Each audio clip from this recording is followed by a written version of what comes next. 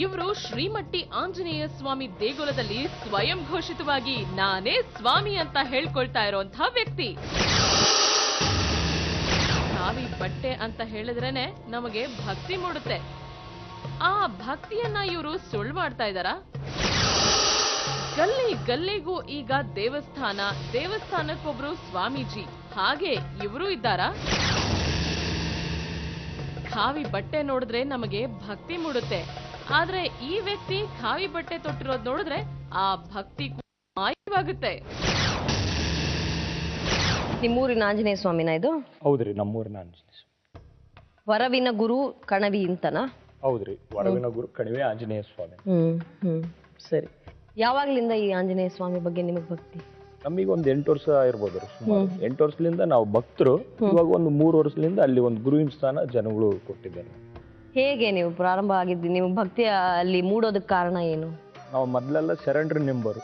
ಅಂದ್ರೆ ಏನು ನಮ್ಮ ಸುತ್ತಮುತ್ತ ಎಲ್ಲ ಇರೋದೆಲ್ಲ ಶರಣರು.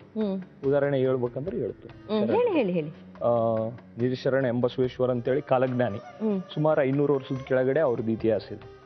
ಅಲ್ಲೆಲ್ಲಿದ್ದ ಸ್ಟಾರ್ಟ್ ಆಗೋದು ಎಂಬಸವೇಶ್ವರ, ಜಂಬಪ್ಪ, ರುದ್ರಪ್ಪ, ಮಳೆಪ್ಪ, ಮುದಿರಪ್ಪ, ಕಾಡುಸಿದ್ದೇಶ್ವರ, ಜಡಿತಾತ, ಏರಿತಾತ, ಗಾರ್ಲಿಂಗೇಶ್ವರ, ತಿಪ್ಪೇರುದ್ರೇಶ್ವರ, ಶಕ್ಷವಲಿ, ಶಾಶ್ವಲಿ, ಮಾಕ್ಷುವನ್, ದೂತ್ಪುರಿ, ಶಾದಕಲಿ, ಅಲವಲ್ಲಿ, ಕುಡುದ್ಮಲಯ, ಗೂಳೆ, ಗಾರ್ಲಿಂಗೇಶ್ವರ, ಶಾಂತಮೂರ್ತಿ, ಏರಿತಾತ, ಆಮ್ಯಾಗ ಮಲ್ಲಪ್ಪ ತಾತ, ಇಂಕಪ್ಪ ತಾತ, ಇವರೆಲ್ಲ ಶರಣರು ನಮ್ಮ ಸುತ್ತಮುತ್ತ ಊರು. ಅದಕ್ಕಾಗಿ ನಾವು ಆದಷ್ಟು ಶರಣರಿಗೆಲ್ಲ ಮೊದ್ಲು ನಾವು ಚಿಕ್ಕವರಿಂದಿರಿದ ಶರಣರಿಗೆ ಪಾದಾರ್ಪಣೆ ಅಂದ್ರೆ ನಡ್ಕೊಂಡೇ ಹೋಗಿ ನಮ್ ಭಕ್ತಿ ಸಲ್ಲಿಸಿ ಬರೋರು. ಅಂದ್ರೆ ನಮ್ಗೆ ಅದೊಂಥರ ಹವ್ಯಾಸ. ಮೂಲತಃ ಏನು ನಿಮ್ಮ ವೃತ್ತಿ? ಏನು ನಮ್ಮ ವೃತ್ತಿ? ಮೊದ್ಲೆಲ್ಲ ವಿದ್ಯಾಭ್ಯಾಸ ಮಾಡಿದ್ವಿ ನಾವು. 7ನೇ ತರಗತಿ ಓದಿದ್ವಿ. ಒಂದು ಊರಲ್ಲಿ 1 ವರ್ಷ ಅಷ್ಟೇ. ಈ ತರ ಸಿದ್ಧಗಂಗಾ, ಚಳುಗುರ್ಕಿ, ಸ್ವರೂಪ, ಗೆಣಕ್ಯಾಳು, ಸರಿ. ವಿದ್ಯಾಭ್ಯಾಸ ಮುಗಿಸಿದ ಮೇಲೆ ವಿದ್ಯಾಭ್ಯಾಸ ಮುಗಿಸಿದ್ಮೇಲೆ ನಮ್ದು ಕಿರಾಣಿ ಅಂಗಡಿ ಇರೋದು. ಕೂಲ್ ಡ್ರಿಂಕ್ ಶಾಪ್ ಇತ್ತು, ಕಿರಾಣಿ ಅಂಗಡಿ ಆಯ್ತು, ಆಮೇಲೆ ಬಟ್ಟೆ ಅಂಗಡಿ, ಆಮ್ಯಾಗ ನಮ್ದು ಒಕ್ಕಲ್ತನ ಮನೆ. ಅಂದ್ರೆ ನಾವು ವ್ಯವಸಾಯ ಮಾಡೋರು. ಬರ್ತಾ ಬರ್ತಾ ಈ ದೇವ್ರ ಬಗ್ಗೆನೂ ಇದು ಮಾಡ್ಕೊಂಡ್ವಿ. ಮತ್ತೆ ಈ ಸ್ವಾಮೀಜಿ ಆಗೋದ್ರ ಬಗ್ಗೆ ಹೇಳಿ. ಹೇಗೆ ಇದು? ನಾವೇನ್ ಸ್ವಾಮೀಜಿ ಆಗ್ಬೇಕಂಬದೇನಿಲ್ರಿ. ಅಲ್ಲೆಲ್ಲ ಸುತ್ತಮುತ್ತ ಎಲ್ಲ ಶರಣರು ಇದಾರೆ. ನಾವೆಲ್ಲ ಮೊದ್ಲಿದ್ ಪಾದ ಇದು ಮಾಡ್ಕೊಬೇಕು. ಆಮೇಲೆ ನಾವು ಅಲ್ಲೇ ಇದ್ದು ಇವಾಗ 4 ವರ್ಷ ಆಯ್ತು. ಈ ಬಿಸ್ನೆಸ್ ಲಾಸ್ ಆಗೋದ್ರಿಂದ ರಾತ್ರಿ ಅಲ್ಲೇ ಇದ್ದು ಬೆಳಗ್ಗೆ ಪೂಜೆ ಮಾಡ್ಕೊಂಡ್ ಬರ್ತಿದ್ವಿ. ಆಮೇಲೆ ಅಲ್ಲಿ ಕುಡಿಯಕ್ಕೆ ನೀರಿದ್ದಿಲ್ಲ, ನೀರಿನ ವ್ಯವಸ್ಥೆ ಮಾಡಿದ್ವಿ. ಮತ್ತೆ ಆಮೇಲೆ ಸುತ್ತಮುತ್ತ ಎಲ್ಲ ಕಾಡು ಪ್ರದೇಶ. ಅದೆಲ್ಲ ಈಚಲ್ ಮರ ಅಂತಾರ ಆಗಿನ ಕಾಲದಾಗ, 300 ವರ್ಷದ ಕೆಳಗಡೆ. ಆ ಈಚಲ್ ಮರ ಎಂಡ ಈಚಲ್ ಅಂತಾರ. ಆ ಎಂಡ ಈಚಲ್ ಮರಗಳು ಅಲ್ಲೆಲ್ಲ ಗುಡಿ ಸುತ್ತ ಇರೋವು ಎಲ್ಲ. ಅದೆಲ್ಲ ಕಾಲ್ದಾರಿ, ಕಳ್ಳರು ವಾಸ ಮಾಡೋಂಥ ಜಾಗ. ಅಂತದ್ರಾಗ ನಾವು ಅದೆಲ್ಲ ಅಭಿವೃದ್ಧಿ ಮಾಡಿದಕ್ಕಾಗಿ ಜನಗಳು ಬರ್ತಾರ, ಹೋಗ್ತಾರ. ಶನಿವಾರ ಅಮಾವಾಸ್ಯೆ ಅನ್ನದಾಸೋಹ ನಡಿತೈತೆ. ಪ್ರತಿ ಶ್ರಾವಣ ಮಾಸ 3ನೇ ಶನಿವಾರ ಜಾತ್ರೆ ನಡಿತೈತೆ. ಮತ್ತೆ ವಿಶೇಷ ಹೇಳಿಕೆಗಳು ಇರ್ತಾವ ಶನಿವಾರ ಅಮಾವಾಸ್ಯೆ ಬಂದು. ನಾವಲ್ಲಿ ಹೇಳಿಕೆ ಹೇಳೋದು. ಜನಗಳು ಯಾವ್ದೋ ಒಂದು ರೀತಿಯಿಂದ ನಂಬಿಕೆ ಇಟ್ಕೊಂಡ್ ಬರ್ತಾರ. ಏನು ಹೇಳಿಕೆ? ಹೇಳಿಕೆ ಅಂದ್ರೆ ಅವ್ರ ಮನೆ ಸಮಸ್ಯೆ ಕೇಳ್ತಾರೆ. ಆಮೇಲೆ BP ಶುಗರ್ ಇದ್ದರು ಇವತ್ತು ಆಸ್ಪತ್ರೆಗಳ ಟ್ಯಾಬ್ಲೆಟ್ ತಿಂತಾರ. ಸುಮಾರು ಸಾವಿರಾರು ರೂಪಾಯಿಗಳು ಖರ್ಚು ಮಾಡ್ಕೊಂತಾರ. ನಮ್ ತಗ ಬಂದ್ರು ಬರೀ ತೀರ್ಥದ ನೀರು ಪತ್ರೆ ಕೊಟ್ಟು ನಾವು ಸರಿ ಮಾಡ್ತೀವಿ.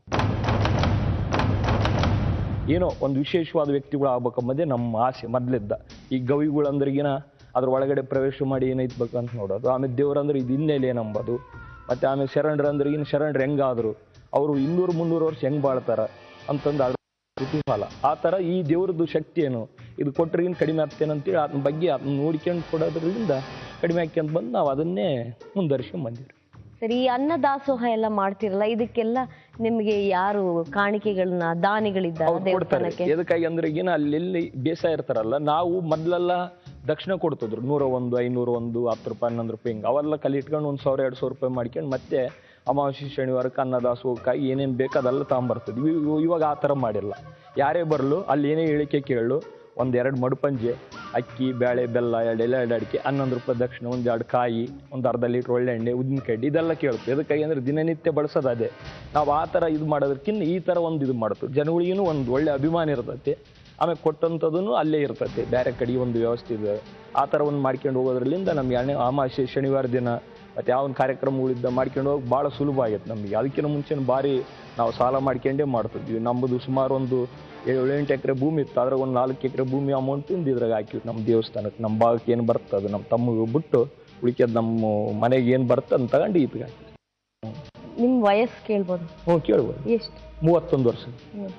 ಯಾತಕ್ಕೆ ಮದುವೆ ಆಗಿಲ್ಲ ನೀವು?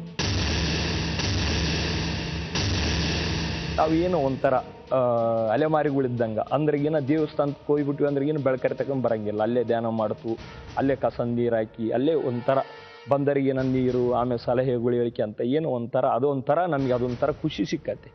ಈ ಹೆಂಡತಿ ಜೊತೆಗಿದ್ದಾಗ ಯಾವ ಥರ ಖುಷಿ ಸಿಗುತ್ತೆ, ನಾವು ಆಂಜನೇಯ ಸ್ವಾಮಿ ದೇವಸ್ಥಾನದಾಗಿದ್ದಾಗ ಅದೇ ಥರ ನಮ್ಗೆ ಖುಷಿ ಸಿಗುತ್ತೆ. ಹೆಂಡತಿ ಜೊತೆಗಿದ್ದಾಗ ಸಿಗುವಂತ ಖುಷಿನ ಅನುಭವ ನಿಮ್ಗೆ ಆಗಿಲ್ಲ ಅನ್ಕೊಂಡಿದೀನಿ. ಇಲ್ಲ ಆಗಿಲ್ಲ. ಮದುವೆ ಆಗಿಲ್ಲ ಅಂದ್ಮೇಲೆ ಅನುಭವ ಆಗಿಲ್ಲ, ಮತ್ತೆ ಆ ಖುಷಿ ಈ ಖುಷಿ ಹೋಲಿಸ್ಬೇಕು. ಅಲ್ರಿ, ಆ ಹೋಲ್ಸದಂತಲ್ಲ, ಇವಾಗ ನಮ್ ತಕ್ಕ ಸಾವಿರಾರು ಮಂದಿ ಭಕ್ತರು ಬರ್ತಾರ, ಅದಿಲ್ಲ ಅದ್ರಾಗ ಎಲ್ಲ ರೀತಿಯ ಸಂತೋಷದ್ದು ಬೇರೆ ಬೇರೆ ಸಂತೋಷ ಬೇರೆ ಬೇರೆ ತರ ಇರುತ್ತೆ. ನಿಮ್ಗೆ ಯಾವ್ದರ ಅನುಭವ ಇಲ್ವೋ ಅದನ್ನ ಇದಕ್ಕೆ ಹೋಲಿಸ್ಬಿಡಿ.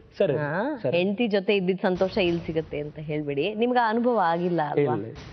ಮತ್ತೆ ನಾನು ಇದನ್ನ ಹೇಗೆ ಕೇಳೋದು ಅಂತ ನನಗೆ ಗೊತ್ತಿಲ್ಲ. ನೀವು ಸಾಮಾನ್ಯವಾಗಿ ಎಲ್ಲ ಮನುಷ್ಯರಿಗೂ ಇರುವಂತಹ ಆಸೆಗಳು ಇರ್ತಾವಲ್ಲಪ್ಪ, ಮತ್ತೆ ಅವುಗಳನ್ನ ಹೇಗೆ ನೀವು ನಿಯಂತ್ರಿಸ್ಕೋತೀರಿ? ನಾವು ಧ್ಯಾನದಾಗನೇ ಇರ್ತವಲ್ರಿ, ಅದಕ್ಕಾಗಿ ನಮ್ಗೆ ಎಂತೆಂತ ಮಹಾನ್ ವ್ಯಕ್ತಿಗಳಿಗೆ ಆಗಿಲ್ವಲ್ಲಪ್ಪ ನಿಯಂತ್ರಣ ಮಾಡ್ಕೊಳಕ್ಕೆ, ವಿಶ್ವಾಮಿತ್ರನಿಗೆ ಆಗಿಲ್ಲ ಅಂತಾರೆ.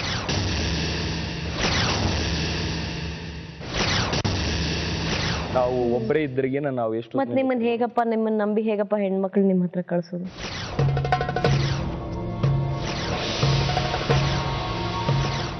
ಇಲ್ರಿ, ಅವ್ರು ಸಾಕಷ್ಟು ಜನ ಬರ್ತಾರೆ ಸರಿ. ಹೇಗ್ ನಿಮ್ಮನ್ನ ನಂಬಿ ಕಳ್ಸೋದು ಅಂದ್ರೆ, ನೀವು ನಮ್ಮ ಎಲ್ಲರಂತೆ ನೀವು ಒಬ್ಬ ವ್ಯಕ್ತಿ ಅಲ್ವಾ?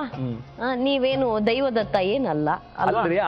ಮತ್ತೆ ಹೇಗೆ ಚಿಕ್ಕಂದ್ರಲ್ಲಿದ್ದಾಗಲಿದ್ದ ಇದುವರೆಗೆ ಅತಿ ಹೆಣ್ಣು ಮಕ್ಕಳ ವಿಷಯದ ಯಾವ್ದು ರೀತಿಯಿಂದ ರಿಮಾರ್ಕ್ ಇಲ್ಲ ಇಡೀ ಊರಲ್ಲ. ರಿಮಾರ್ಕ್ ಇದೆ ಅಂತಲ್ಲ, ನೀವು ಸಾಮಾನ್ಯ ಮನುಷ್ಯ ಅಲ್ವಾ? ಮತ್ತೆ ಮೊದಲನೇದಾಗಿ ನಾನ್ ನಿಮ್ಮನ್ನ ಕೇಳ್ತಾ ಇರೋದು ವೈಯಕ್ತಿಕವಾಗಿ, ಯಾತಕ್ಕಾಗಿ ನಿಮ್ಮಲ್ಲಿರುವಂತಹ ಆಸೆಗಳನ್ನ ನೀವು ಅಡಗಿಸಿಟ್ಕೋಬೇಕು ಅನ್ನೋದು, ಅದು ಪ್ರಕೃತಿಗೆ ವಿರುದ್ಧ ಒಂದು. ಎರಡನೇದು, ಯಾವ ಲೆಕ್ಕದಲ್ಲಿ ನಿಮ್ಮ ಹತ್ರ ಕಳಿಸೋದು? ಹೆಣ್ಮಕ್ಳು ಬರ್ತಾರೆ ಸಾಮಾನ್ಯವಾಗಿ, ದೇವರು ದಿಂಡ್ರು ಅಂದ್ರೆ ಹೆಣ್ಮಕ್ಳೇ ಮೊದಲು ಬರೋದು, ಗಂಡಸರು ಆಮೇಲೆ ಬರೋದು, ಇವರೇ ಮೊದಲು ಬರ್ತಾರೆ. ನಂಬಿಕೆ ಮ್ಯಾಗ್ರಿ. ಮೊದ್ಲೆಲ್ಲ ಶರಣರೆಲ್ಲ ಇದಾರಲ್ಲ, ಅವರೆಲ್ಲ ಕೆಲವು ಮಂದಿ ಆಗ್ಯಾರ, ಅದ್ರ ಕೆಲವು ಮಂದಿ ಆಗಿಲ್ಲ. ಅವ್ರವ್ರು ವೈಯಕ್ತಿಕವಾಗಿ ಅವ್ರವ್ರನ್ನ ಬೆಳಗ್ತಾರೆ. ಅಲ್ಲ, ಶರಣರನ್ನ ನಿಮ್ಮನ್ನ ಹೋಲಿಸ್ಕೊಳಕ ಪರವಾಗಿಲ್ಲ. ನಾವ್ ಆತರ ಹೋಲಿಸಂಬುದಿಲ್ರಿ, ಅವ್ರು ಆದಲ್ಲಿ ನಡೆಯೋದಕ್ಕಾಗಿ ನಾವು ಅವ್ರ ತತ್ವ ಪಾಲಿಸ್ತು, ಹಂಗಾಗಿ ನಮಗೆ ಸ್ವಲ್ಪ ಇಷ್ಟ ಜಾಸ್ತಿ. ಸರಿ, ಊರಲ್ಲಿ ನಿಮ್ಗೆ ವಿರೋಧ ಇದೆಯಂತಲ್ಲಪ್ಪ?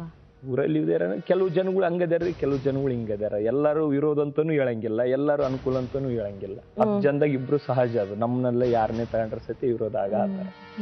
ಮತ್ತೆ ಅದ್ರಂಗ ನಮ್ಗೆ ಕೂಡ ಇದಾರೆ.